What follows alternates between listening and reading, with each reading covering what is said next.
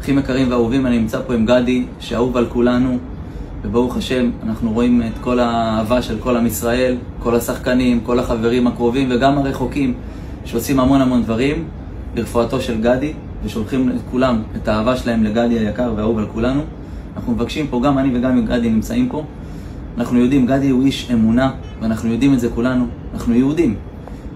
כל מי שיכול לקבל על עצמו קבלה, שמירת שבת, לשים ציצית, להניח תפילין, לשים צניעות, לשים כיסוי ראש, כל קבלה שיהודי יכול לקבל על עצמו, לקרוא תהילים, להתפלל, לא יודע מה.